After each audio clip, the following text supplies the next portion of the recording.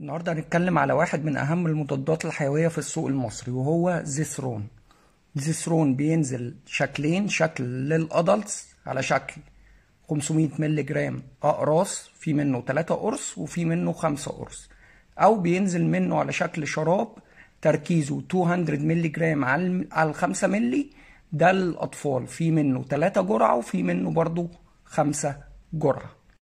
الكلاس بتاع الزيثرون هو من الماكرولايدز، الميكانيزم بينهبت البروتين سينثيسيس.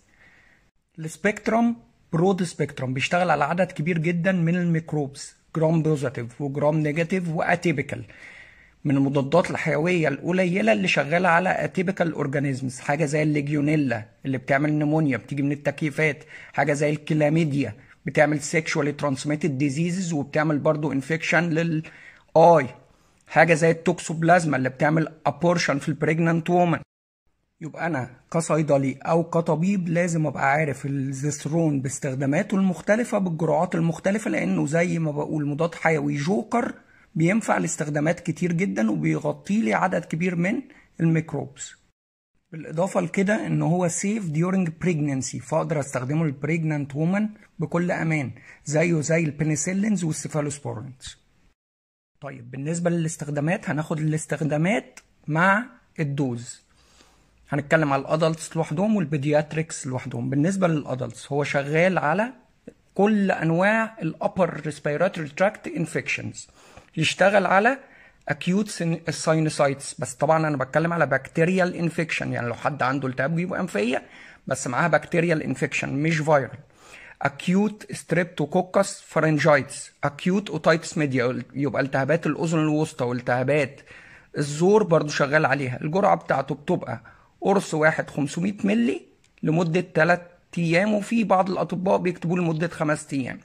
طيب بالنسبه للور ريسبيراتوري تراكت انفكشن، انا بتكلم منلي على سي اي بي اللي هي كوميونتي اكوايرد نيمونيا، بس انا بتكلم يا دكاتره على حالات الكوميونتي اكوايرد اللي مش بتحتاج هوسبيتاليزيشن، فاقدر اعالج اوت بيشنت، بس مش بيستخدم لوحده. غالبا الزيثرون في الحالات دي بيستخدم مع ثيرد جينيريشن سيفالوسبورينز زي السيفاترياكزون. بينفع طبعا لانواع من انواع البلفيك انفلاماتوري ديزيزز اللي بيكون سببها سيكشوالي ترانسميتد ديزيز، حاجه زي الكلاميديا، حاجه زي النيسيريا، نقدر ندي زيثرون. طب بالنسبه للجرعه بتبقى قرصين 500 مللي جرام مره واحده از سنجل دوز. وفي الاونه الاخيره بيتكتب لحالات الاكني الدوز بتبقى قرص يوميا لمده 3 ايام كل اسبوع، يفضل نعيد الكورس دوت كل اسبوع لمده شهر ونص. هو ما ينفعش استخدمه لو بيشنت عنده سيفير هيباتيك ديزيز، لكن لو مايلد ومودريت مفيش مشكله.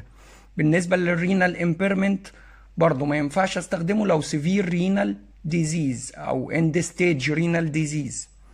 ايه من المشاكل تاني اللي بيعملها ودي كومن؟ موضوع النوزيا، ابدومينال كرامبس، مع بعض الناس ممكن يعمل دايريا. برضه من السايد افكتس المهمه قوي ولازم اخد بالي منها ان هو بيعمل برولونجيشن للكيو تي انترفال، ودي حاجه مهمه لاني ما ينفعش اديه مع ادويه تانية بتعمل نفس السايد افكت، دي بتبقى مشكله. حاجه تاني بتحصل بس رير جدا، احيانا بيعمل انجيوديما اللي هي اعراض بقى حساسيه وصعوبه في التنفس، بس دي نادره جدا، الحالات المسجله 3 أو 4 حالات. وبيعمل برضو كوليستاتيك جوندس، برضو من الحاجات النادره.